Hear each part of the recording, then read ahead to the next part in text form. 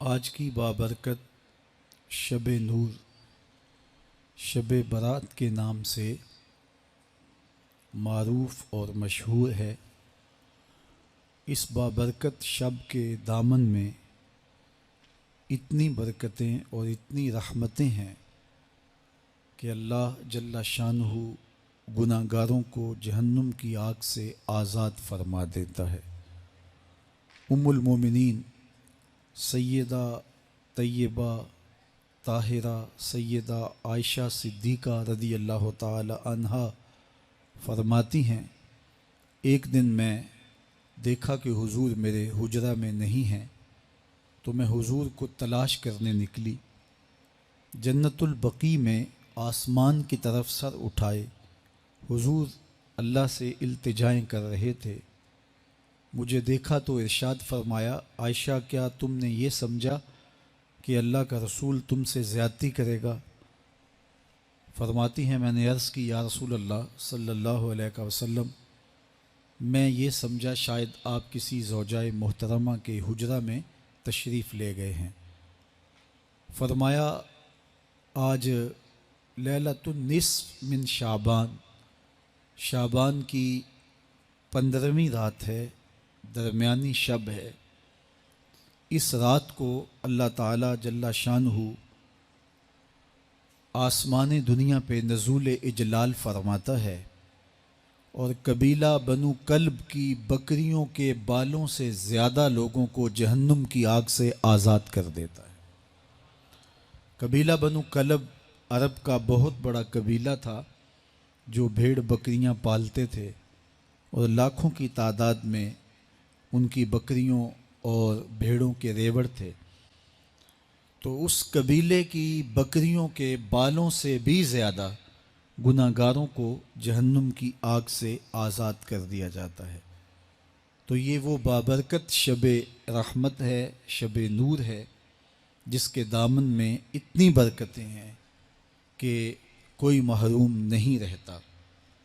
صرف وہ بد نصیب لوگ جو شرک میں مبتلا ہیں، جو سخت کینہ پرور ہیں، جو قطع رحمی کرتے ہیں، قاتل ہیں، عادی شرابی یا بدکار ہیں، انہیں اس مبارک رات میں محروم رکھا جاتا ہے، ورنہ اللہ کی رحمتوں کا عموم اس بابرکت راتوں میں اس قدر ہوتا ہے کہ کوئی گناہ گار جو اس کے حضور ہاتھ دعا کے لیے اٹھاتا ہے اور اپنا دامن پھیلا کے اس کی رحمتیں مانگتا ہے، اسے محروم نہیں رکھا جاتا، بلکہ اللہ سب گناہ گاروں کو جہنم کی آگ سے آزاد کر دیتا ہے۔ ایک روایت میں آتا ہے کہ اللہ لیلۃ النصف من شعبان، شعبان کی 15ویں رات کو آسمان دنیا پہ اپنی رحمتوں سے جلوہ گر ہوتا ہے اور فرماتا ہے کوئی رزق مانگنے والا، میں اس کی جھولیاں بھر دوں، ہے کوئی مغفرت طلب کرنے والا، میں اس کے گناہ معاف کر دوں، ہے کوئی مجھ سے عافیت مانگنے والا، میں اس کو عافیتوں سے نواز دوں، ہے کوئی فلاں چیز مانگنے والا، ہے کوئی فلاں چیز مانگنے والا، اس کی رحمتیں آواز دیتی ہیں، اور یہ آواز غروب آفتاب سے لے کر کے طلوع فجر تک مسلسل بندوں کو دی جاتی ہے، اور بندے اس کے حضور اگر دست طلب دراز کریں، اپنی جھولی پھیلائیں، تو اللہ تعالیٰ ان کو ان کے مانگنے سے بھی زیادہ عطا فرماتا ہے۔ اس امت کو اللہ تعالیٰ نے اس طرح کی راتیں دے کر کے مغفرت، بخشش، غفران اور رحمتوں کی فراوانی نصیب کی ہے۔ میرے حضور نے ارشاد فرمایا، ایک شخص صبح سے لے کے ظہر تک مزدوری کرتا ہے، اس کو ایک قیراط ملتا ہے۔ ایک ظہر سے لے کر عصر تک مزدوری کرتا ہے، اس کا وقت تھوڑا ہے لیکن اس کو بھی ایک قیراط ملتا ہے۔ اور تیسرا شخص عصر سے لے کر مغرب تک مزدوری کرتا ہے، اس کو 2 قیراط ملتے ہیں، جبکہ اس کا وقت دونوں سے کم ہے۔ فرمایا پہلی مثال یہود کی ہے، دوسری مثال نصارہ کی ہے، اور تیسری مثال میری امت کی ہے کہ اس کو تھوڑے عمل پر زیادہ ثواب دیا جاتا ہے۔ تو یہود اور نصارہ نے اس پہ برا منایا تو حضور علیہ السلام نے فرمایا کہ اللہ نے ان کے اجر میں تو کمی نہیں کی، لیکن مسلمانوں کو زیادہ اجر دے دیا، تو یہ اس کی کرم نوازی ہے۔ تو یہ تھوڑے وقت کی عبادتیں اور چند راتوں کی بیداری اور مخصوص اوقات میں اللہ کے حضور عبادت و ریاضت ایک گناہ گار کو کہاں سے کہاں تک پہنچا دیتی ہے، اس کے گناہوں کی معافی کا ذریعہ بھی بنتی ہے اور درجات کی بلندی کا سبب بھی۔ دیکھیے لیلۃ القدر ایک رات 1000 مہینے کی عبادتوں سے بہتر قرار پاتی ہے۔ اسی طرح دیگر مواقع ہیں کہ اللہ تعالیٰ اس امت کے لیے رکھے ہیں، رحمت رب بہانہ می طلب، اور یوں بھی پڑھا گیا رحمت رب بہانہ می طلب۔ اس کی رحمتیں قیمت نہیں مانگتی اور اس کی رحمتیں بہانہ تلاش کرتی ہیں، تو وہ اپنے بندوں کو بخشنے پہ آمادہ ہے اگر وہ اپنا دامن طلب پھیلائیں۔ قرآن مجید میں ایک مقام دیکھیے کتنا دل آویز ہے، فرمایا ما یفعل اللہ بعذابکم، اللہ تمہیں عذاب دے کے کیا کرے گا؟ اس کی یہ چاہت نہیں ہے کہ تمہیں عذاب میں مبتلا کرے، اس کی چاہت یہ ہے کہ تم اس کی چوکھٹ پہ آؤ، جھولی پھیلاؤ، اس سے خیرات اور رحمت مانگو، اور وہ تمہارے ماضی کے سارے گناہ معاف کر کے، ساری غلطیاں معاف کر کے تمہیں اپنی رحمتوں سے مالا مال فرما دے۔ تو وہ بندوں کو بخشنے پہ، بندوں کی مغفرت کرنے پہ آمادہ ہے اور اس کی رحمتیں بہانے تلاش کرتی ہیں۔ اللہ اکبر۔ اور دوسری جانب اس کے بندے، اس کے مملوک، اس کی مخلوق، اور مخلوق کی گناہ گار اور نیکوکار اس کی رحمتوں کے طالب ہوتے ہیں، بلکہ وہ گناہ کرنے کے بعد جب معافی مانگتے ہیں تو اللہ کو یہ معافی بہت پسند ہے۔ معافی مانگنا، اس کے حضور اپنے دامن کو پھیلانا، وہ اس کو بہت زیادہ محبوب ہے۔ انسان کی فطرت کے اندر گناہ رکھا گیا ہے۔ آگ، ہوا، مٹی، پانی، یہ ان 4 چیزوں کا مرکب ہے۔ اس کے جو عناصر ہیں اس میں کبھی اعتدال قائم نہیں رہتا اور اس سے گناہ سرزد ہو جاتے ہیں۔ گناہ کرنے کے بعد بندے کا اس گناہ پہ اصرار کرنا، اڑ جانا، ضد کرنا، توبہ نہ کرنا، اللہ کو یہ پسند نہیں۔ لیکن اگر اس سے گناہ سرزد ہو جائے تو پھر وہ توبہ کر لے تو اللہ کو یہ بہت زیادہ پسند ہے۔ جو اس سے ہو سکے نیکی وہ اللہ کے حضور پیش کرے، لیکن اس کے اندر جو شر رکھی گئی ہے، اس کے اندر جو قوتیں گناہ کی رکھی گئی ہیں، اس سے اگر اس سے گناہ سرزد ہو جائے تو پھر وہ اللہ سے توبہ کرے، اللہ کی طرف رجوع کرے، تو اللہ اس کی توبہ کو نہ صرف قبول کرتا ہے بلکہ اس کے گناہوں کو معاف کرتا ہے اور گناہوں کو بدل کے نیکیوں میں تبدیل کر دیتا ہے۔ جب گناہ نیکیوں میں تبدیل ہو گئے تو جتنا بڑا گناہ گار تھا اتنا بڑا نیکوکار ہو گیا۔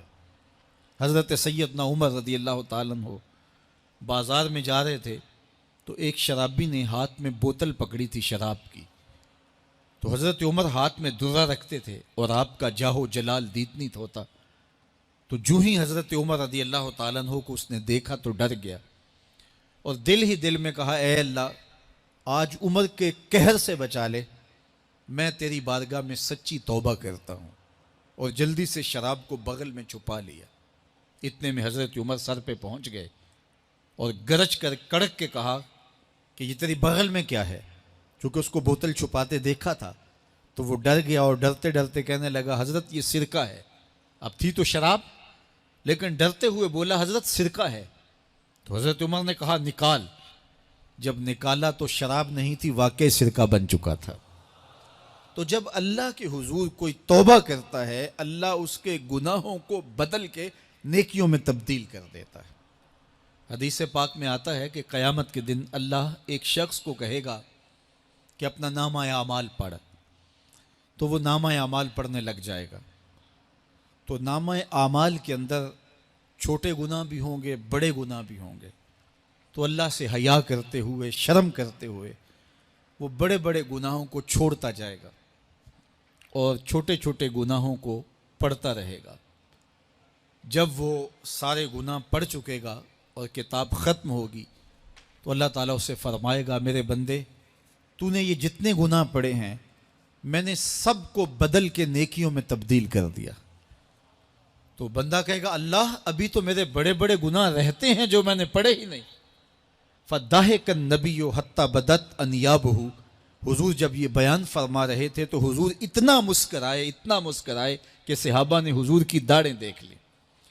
تو پہلے وہ بڑے بڑے گناہ چھوڑے جا رہا تھا، لیکن جب اللہ فرمائے گا کہ میں تیرے گناہوں کو بدل کے نیکیوں میں تبدیل کر دیا، تو وہ کہے گا ابھی تو بڑے بڑے گناہ رہتے جو میں نے ابھی پڑھے ہی نہیں۔ تو جب کوئی بندہ اس کے حضور توبہ کرتا ہے، اللہ یہ نہیں دیکھتا اس نے گناہ کتنے کیے ہیں، یہ دیکھتا ہے بندہ آیا میری چوکھٹ پہ ہے تو اللہ اس کے پچھلے سارے گناہ معاف فرما دیتا ہے۔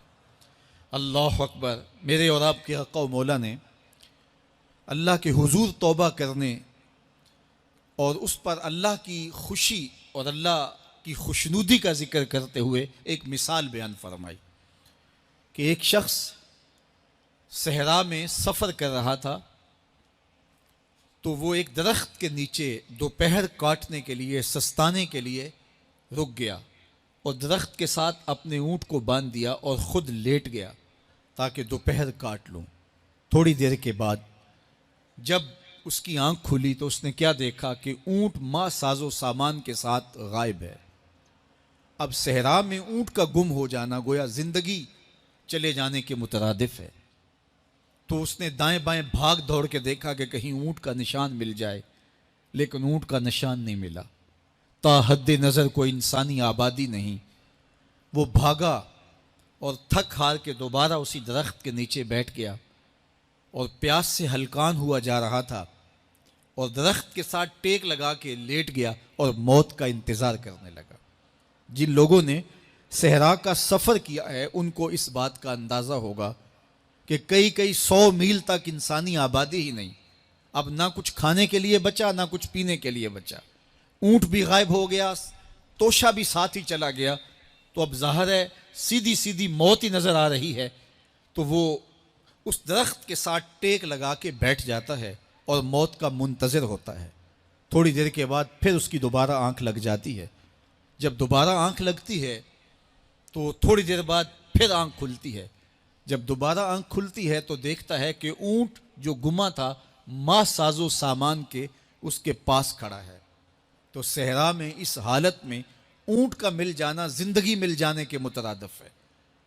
تو وہ اتنا خوش ہوا کہ خوشی کی انتہا نہ رہی، بلکہ مسرتوں کے ہجوم میں درک گیا اور کہنے کیا لگا، اللہم انت عبدی وانا ربک، اے اللہ تو میرا بندہ اور میں تیرا رب۔ کہنا تو یہ تھا کہ تو میرا رب اور میں تیرا بندہ، لیکن مسرتوں کا ہجوم ہی اتنا تھا، خوشیوں کا ہجوم ہی اتنا تھا کہ زبان پہ قابو نہ رہا۔ کسی کے آنے سے ایسے ہوش اڑے ساقی کے، شراب سیخ پہ ڈالی اور بوتل میں کباب۔ کہنا یہ تھا اللہم انت ربی وانا عبدک، لیکن اس قدر خوش ہوا جب بھی تیری قربت کے امکان نظر آئے ہم اتنے خوش ہوئے کہ پریشان نظر آئے۔ تو کہنا یہ تھا کہ اے اللہ تو میرا رب اور میں تیرا بندہ، لیکن خوشیوں کے ہجوم میں وہ کہتا ہے اللہم انت عبدی وانا ربک، اے اللہ تو میرا بندہ اور میں تیرا رب۔ حضور یہ بات بیان کرنے کے بعد صحابہ سے پوچھتے ہیں کہ ذرا بتاؤ اس بندے کو کتنی خوشی ہوئی کہ خوشی میں زبان بھی قابو نہ رہی اور اپنے آپ پہ کنٹرول نہ رہا، اور خوشیوں کے ہجوم میں اسے یہ بھی پتہ نہیں چل رہا کہ وہ کیا بول رہا ہے۔ تو صحابہ نے عرض کی حضور بہت زیادہ اسے خوشی ہوئی۔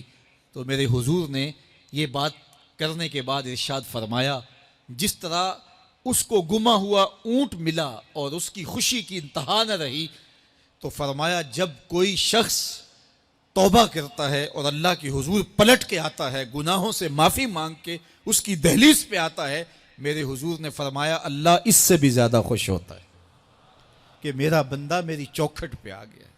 آپ نے نام سنا ہوگا محمود غزنوی اور ایاز کا، ان کا باہم محبت کا رشتہ بہت گہرا تھا۔ ایاز ٹوٹ کے چاہتا تھا بادشاہ کو.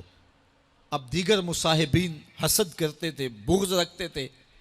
وہ کہتے تھے یہ کوئی کیا اس میں کرشمہ اور کمال ہے کہ بادشاہ اس کو اتنا ہی چاہتا ہے. تو بادشاہ جب ان وزراء کا, مشیروں کا حسد حد سے بڑا ہوا دیکھا تو ایک دن سب کو اپنے دربار میں حاضر کیا. دربار میں ایک تالاب تھا, تو اس میں مٹھی بھر کے موتیوں کی پھینک دی, اور ایک ایک وزیر کو کہا کہ یہ موتی نکال کے لاؤ, اور یہ خیال کرنا کہ تمہارا لباس بھی, تمہارا بدن بھی نہیں بھیگنا چاہیے. تو سب نے کہا کہ یہ عجیب بات ہے کہ حوض کی تہہ سے موتی نکال کے لائیں اور لباس بھی نہ بھیگے اور بدن بھی نہ بھیگے, یہ تو لازمی ہوگا. پھر دوسرے وزیر کو کہتا کہ یہ موتی نکال کے لاؤ, تمہارا لباس بھی نہیں بھیگنا چاہیے, تمہارا بدن بھی نہیں بھیگنا چاہیے. تو وہ آگے سے حجت کرتا یہ کیسے ہو سکتا ہے کہ بدن بھی اور لباس بھی نہ بھیگے اور موتی بھی نکال لاؤں. تیسرے کو, چوتھے کو, پانچویں کو, ہر ایک آگے سے حجت کرے, یہ کیسے ہو سکتا ہے. پھر ایاز آ گیا, تو بادشاہ نے ایاز کو کہا کہ یہ موتی نکال کے لانے ہیں اور تمہارا لباس بھی اور تمہارا بدن بھی نہیں بھیگنا چاہیے. ایاز نے فوراً چھلانگ لگائی اور موتی نکالے. جب باہر نکلا تو بدن اور لباس پانی سے نچڑ رہا تھا. تو ایسے موتی بادشاہ کو پیش کیے اور بدن کپ کپا رہا تھا. تو بادشاہ بڑے غصے سے کہا کہ ایاز تمہارا بدن بھیگ گیا, تمہارے کپڑے بھی بھیگ گئے, میں نے کہا تھا لباس بھی نہیں بھیگنا چاہیے, کپڑے بھی نہیں بھیگنے چاہیے. تو ایاز بڑی لجاجت سے عرض کرنے لگا, بادشاہ سلامت, آپ کے دو حکم تھے, ایک یہ کہ موتی نکال کے لانے ہیں, دوسرا حکم یہ تھا کہ لباس اور کپڑے بھیگنے نہیں چاہیے. تو ایک حکم میں نے پورا کر دیا ہے, دوسرے کی معافی چاہتا ہوں. تو صاحب اللہ نے حضرت انسان کے سینے میں جذبات کا ایک جہاں آباد کیا ہے. شیطان کو بھی انسان کے پیچھے لگا دیا اس کی آزمائش کے لیے, اس کے امتحان کے لیے. نفس بھی اس کے اندر موجود ہے, اور دوسری جانب اس کو گناہوں سے منع بھی کیا اور نیکی کی تلقین بھی کی. اب کتنی مشکل زندگی ہے حضرت انسان کی. آئی جان شکنجے اندر جویں ویلنے دے وچ گنا. کتنی مشکل زندگی ہے. خواہشیں ہیں کہ آوارہ ہیں, آرزویں ہیں کہ بے قابو ہیں, اور دوسری جانب اللہ کا حکم ہے. اب کیا کرے؟ تو گناہ کرنے کے بعد پھر اللہ کے حضور توبہ کر لے, جو ممکن ہو وہ نیکی کرے, اور گناہ سے مقدور بچنے کی کوشش کرے. لیکن بشری تقاضوں کے تحت اگر اس سے گناہ کبھی سرزد ہو جائے تو اس پر اکڑے نہ اور اس پہ مصر نہ رہے, اس پہ اصرار نہ کرے, بلکہ فوراً اللہ کے حضور توبہ کرے. گناہ کرنے کے بعد بندہ جب توبہ کرتا ہے, التائب من الذنب کمن لا ذنب لہ, تو وہ ایسے ہوتا ہے جس طرح اس نے گناہ کیا ہوا ہی نہیں. بندہ 100 بار گناہ کر کے توبہ کرے, اللہ 100 بار معاف فرما دیتا. وہ کریم ہے, 70 ماؤں سے زیادہ پیار کرتا ہے. تو بندے اس کی دہلیز پہ جب توبہ کرتے ہیں, رجوع کرتے ہیں اور اس سے معافی مانگتے ہیں, تو وہ یہ نہیں دیکھتا کہ یہ گناہ گار کتنا بڑا ہے, وہ یہ دیکھتا ہے کہ یہ میری دہلیز پہ آیا ہے اور اس کے ما قبل کے سارے گناہ معاف بھی کرتا ہے, بلکہ گناہوں کو بدل کے نیکیوں میں بھی تبدیل کر دیتا ہے. آئیے اب قرآن مجید میں ان لوگوں کی کہانی بھی پڑھیے جو اپنی زندگی کو اپنے مالک کے نام لگا چکے ہیں, اور ان سے اگر کوئی معاملہ سرزد ہو جاتا ہے تو وہ کس قدر اللہ سے ڈرتے ہیں. والذین یؤتون ما آتوا وقلوبہم وجلہ انہم الی ربہم راجعون. فرمایا کہ وہ لوگ جب ان سے کوئی خطا سرزد ہو جاتی ہے, کوئی گناہ ہو جاتا ہے, تو ان کے دل لرز جاتے ہیں, خوف خدا سے وہ کانپنے لگ جاتے ہیں. انہم الی ربہم راجعون, تو وہ اپنے رب کی طرف رجوع کرنے والے ہوتے ہیں. اگر ان سے کبھی کوئی گناہ سرزد ہو جائے, ان سے کوئی غلطی سرزد ہو جائے, تو پھر اس پہ ضد نہیں کرتے, اس پر مصر نہیں ہو جاتے, اس پر حجتیں اور دلیلیں نہیں لاتے, بلکہ وہ کیا کرتے ہیں, فوراً اللہ کے حضور رجوع کرتے ہیں اور معافی مانگتے ہیں. اور اللہ کو یہ بہت پسند ہے کہ کوئی مجھ سے معافی مانگے, اور اللہ انہیں معاف کر دیتا ہے. اللہ اکبر. حضرت عبداللہ ابن مسعود رضی اللہ تعالیٰ عنہ فرماتے ہیں کہ مومن کی یہ شان ہے کہ جب وہ گناہ کر بیٹھے تو وہ یوں محسوس کرتا ہے جس طرح پہاڑ تلے آ گیا ہے. یہ اس کی کیفیت ہے کہ گناہ کرنے کے بعد، نافرمانی کرنے کے بعد اس کا دل لرز اٹھتا ہے. وَقُلُوبُهُمْ وَجِلَةٌ، ان کے دل خوف خدا سے لرزنے لگ جاتے ہیں کہ ہم سے یہ گناہ کیوں سرزد ہو گیا، یہ تو اللہ کی ناراضگی کا سبب ہے. تو حضرت عبداللہ ابن مسعود فرماتے ہیں یوں محسوس کرتے ہیں جس طرح پہاڑ تلے آ گیا ہے اور پہاڑ ابھی گر جائے گا اور انہیں کچل دے گا. تو وہ جلدی جلدی تلافی کرتے ہیں، توبہ کرتے ہیں، رجوع اللہ کرتے ہیں تاکہ ہمارا گناہ معاف ہو جائے. اور منافق کی مثال بھی بیان کی گئی. جب وہ گناہ کرتا ہے تو یوں محسوس کرتا ہے جیسے بدن پہ مکھی بیٹھی تھی، ہلکے اشارے سے اڑا دی. سویر سے لے کر شام تک کتنی بار ہم اپنے بدن پہ بیٹھی مکھیاں اڑا دیتے ہیں اور ہمیں شام کو یاد بھی نہیں ہوتا کہ یہ عمل ہم نے کتنی بار کیا ہے. میں اور آپ اپنے اندر اتر کر کے دیکھ سکتے ہیں ہماری کیفیت باطن کیا ہے. نمازیں چھوڑی، جھوٹ بولا، غیبت کی، چغلی کی، کسی کا دل دکھایا، کسی کو تکلیف دی، گالی گلوچ کیا، سب و شتم کیا، سویر سے شام تک کیا کیا گناہ کیے. کبھی خیال بھٹکے، کبھی سوچیں آوارہ ہوئیں، کبھی نگاہوں نے بدکاریاں کی، کبھی زبان نے جرم کیے، اور شام کو ہمیں یاد بھی نہیں ہوتا کہ آج ہم نے کیا کیا جرائم کیے، آج ہم نے کیا کیا گناہ کیے. اگر ہماری یہ کیفیت ہے تو یہ عملی نفاق ہے کہ بدن پہ مکھی بیٹھی اور اڑا دی. اور اگر ہماری کیفیت یہ ہے کہ گناہ کے بعد یہ محسوس ہوتا ہے کہ ہم پہاڑ تلے آ گئے ہیں اور اللہ کی ناراضگی ہم نے مول لے لیے اور جلدی جلدی توبہ کر کے رجوع کرنے کی جانب بڑھتے ہیں، تو پھر مبارک ہو. نہیں تو مجھے اور آپ کو اپنا محاسبہ کرنا چاہیے. ہمارے دلوں پر زنگ چڑھ گئے ہیں اور ہماری کیفیت یہ ہو گئی ہے کہ گناہ کرنے کے بعد بھی ہم ڈٹے رہتے ہیں. جبکہ زندگی اصحاب رسول کی دیکھیے ان سے بھی کبھی کوئی خطا سرزد ہو جاتی تو وہ فوراً اس گناہ کی تلافی کے لیے حضور کی بارگاہ میں حاضر ہو جاتے. حضرت ابو لبابہ رضی اللہ تعالیٰ عنہ نے اپنے آپ کو مسجد نبوی کے ستون کے ساتھ بندھوا دیا اور کہا کہ جب تک میری معافی نہیں ہوگی تب تک اپنے آپ کو کھلواؤں گا نہیں. اور پھر جب ان کی بخشش کا اعلان ہوا تو پھر حضور کے ہاتھوں سے اپنے آپ کو انہوں نے کھلوایا.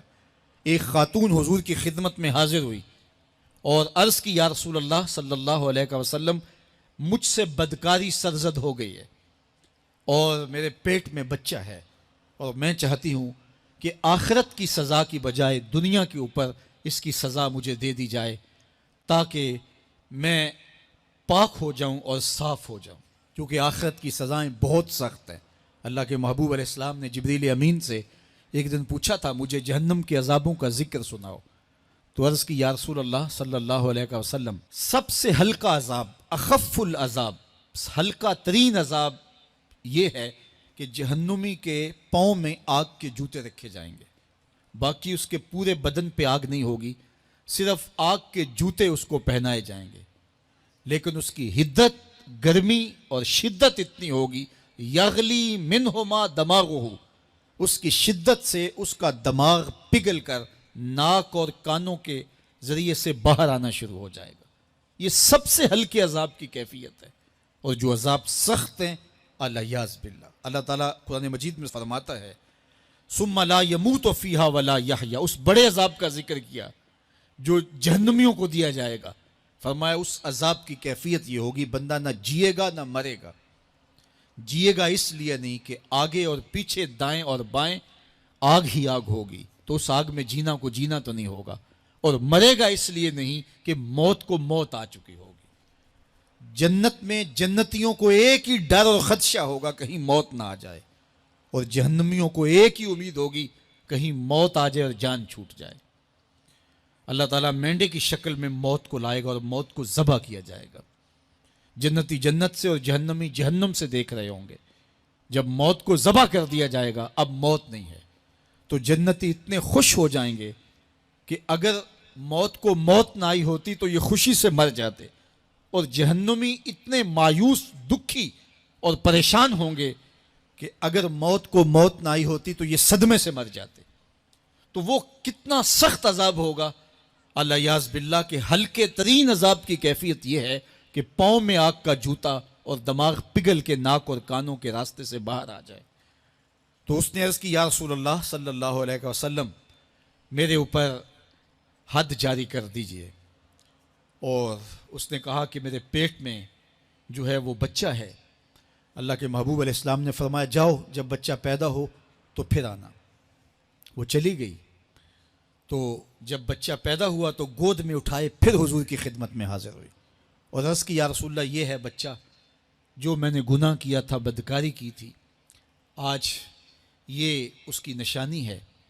تو اللہ کے محبوب علیہ السلام نے فرمایا کہ اسے لے جاؤ اور اسے دودھ پلاؤ، اور جب یہ کچھ کھانے پینے لگ جائے گا تو پھر آنا۔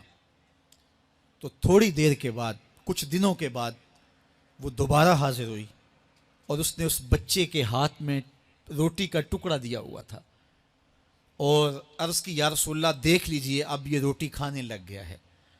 اللہ اکبر۔ تو اللہ کے محبوب نے فرمایا انہیں لے جاؤ اور جا کے انہیں سنگسار کر دو۔ اس کی یہ حد بنتی تھی، اس کو سنگسار کیا اور اس نے خود یہ سزا اپنے لیے قبول کی۔ مائز ابن مالک اسلمی عرض کی یا رسول اللہ طہرنی، مجھے پاک کر دیجئے۔ میرے حضور نے فرمایا جاؤ اللہ سے معافی مانگو۔ وہ گئے اور معافی مانگی، بے چینی اتنی تھی، پھر آ گئے اور عرض کی طہرنی یا رسول اللہ، حضور مجھے پاک کر دیجئے۔ فرمایا جاؤ اللہ سے معافی مانگو۔ وہ گئے، معافی مانگی، پھر پلٹ آئے، تیسری مرتبہ، چوتھی مرتبہ۔ آقا کریم نے فرمایا فیما اطہرک کا، تمہیں کہا اللہ سے معافی مانگو، کریم ہے معاف کر دے گا، تم پھر پلٹ آتے ہو، تمہیں کس جرم سے پاک کروں؟ قال من الزنا، عرض کی مجھ سے بدکاری ہو گئی ہے اور میں چاہتا ہوں کہ دنیا پر فارغ ہو جاؤں۔ حضور نے فرمایا کہ اس کا توازن عقلی تو ٹھیک ہے۔ عرض کی حضور صحیح الحواس ہے۔ کہا کہ یہ نشے میں تو نہیں کہہ رہا، کسی نے اٹھ کے منہ سونگا، کہا حضور ایسی بات بھی نہیں ہے۔ فرمایا تم سوچ لو کیا کہہ رہے ہو؟ کہا حضور جو میں کہہ رہا ہوں وہ سچ کہہ رہا ہوں، مجھ سے گناہ سرزد ہو گیا اور میں چاہتا ہوں کہ دنیا پر ہی فارغ ہو جاؤں۔ اللہ کے محبوب علیہ السلام نے فرمایا کہ انہیں سنگسار کر دو۔ مائز ابن مالک اسلمی کو سنگسار کر دیا گیا۔ جب ان کا جنازہ اٹھا تو حضور بھی جنازے کے جلوس میں تھے۔ کسی کی زبان سے نکلا لو مائز نے گناہ کیا تھا، بس یہ بات سننے کی دیر تھی، اللہ کے محبوب کے چہرے پہ جلال آ گیا۔ فرمایا خبردار اگر کسی نے میرے مائز پہ بات کی، میرے مائز نے ایسی سچی توبہ کی ہے اگر روئے زمین کے تمام مسلمانوں میں بانٹ دی جائے لکفاہم، سب کی مغفرت ہو جائے، کہ انہوں نے اپنے آپ کو خود پیش کیا ہے۔ اب مائز ابن مالک کا جنازہ اللہ کے رسول نے خود پڑھایا، بلکہ مسلم کتاب الحدود میں ہے کہ ان کے جنازے کے دوسرے دن یا تیسرے دن حضور ان کے ہاں تشریف لے گئے، اور جب آقا گئے وہم جلوسن، تو لوگ وہاں بیٹھے ہوئے تھے، تو میرے آقا نے فرمایا استغفروا لمائز، مائز کے لیے بخشش اور مغفرت کی دعا کرو۔ تو یہ بات ذہن نشین کیجئے کہ یہ وہ لوگ تھے کہ جن سے کبھی کوئی گناہ سرزد ہو جاتا تو وہ جلد توبہ کرتے، اور اس کی بڑی سے بڑی حد اور سزا بھی ہوتی تو وہ بھی کاٹنے کے لیے تیار ہو جاتے۔ میں اور آپ دیکھیں کہ ہماری زندگی میں اگر گناہ ہیں اور ہمیں سچی توبہ کی توفیق بھی نصیب نہیں ہے تو پھر ہم سوچ لیں کہ ہم کہاں کھڑے ہیں۔ دیکھیے اللہ دلوں کے بھید جانتا ہے۔ سچی توبہ یہ ہے کہ جو کیے پر ندامت ہو اور آئندہ نہ کرنے کا عزم مصمم ہو، پکا ارادہ ہو کہ یہ گناہ زندگی میں دوبارہ نہیں کروں گا۔ الگ بات ہے کہ پھر دوبارہ اس سے سرزد ہو جائے، لیکن جب وہ توبہ کر رہا ہو تو اس وقت اس کا پختہ عزم ہو اور اس کے دل کے کسی گوشے میں نہ ہو کہ چلو میں توبہ کر لیتا ہوں اور پھر ہو گیا تو پھر کر لوں گا۔ پکا عزم ہو کہ دوبارہ یہ گناہ نہیں کروں گا۔ اور اگر زبان سے توبہ توبہ کر رہا ہو اور دل میں ہو کہ ٹھیک ہے یہ تو صبح بھی مجھ سے عمل بد سرزد ہونا ہے، تو اللہ تعالیٰ سے یہ مذاق کرنے والی بات ہے، اور اللہ تعالیٰ سے جو مذاق کرتا ہے وہ کہاں کھڑا ہے وہ خود سوچ لے۔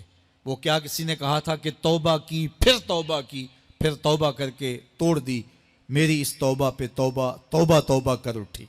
تو ایسی توبہ نہیں ہے کہ جو رسماً کسی مجلس میں چلے گئے، کسی اجتماع میں چلے گئے تو سب لوگوں نے توبہ کی تو وہ بھی توبہ کرتا رہا، لیکن اس کا عزم مصمم پختہ ارادہ نہیں تھا گناہوں کو چھوڑنے کا، تو یہ توبہ نہیں، یہ مذاق ہے۔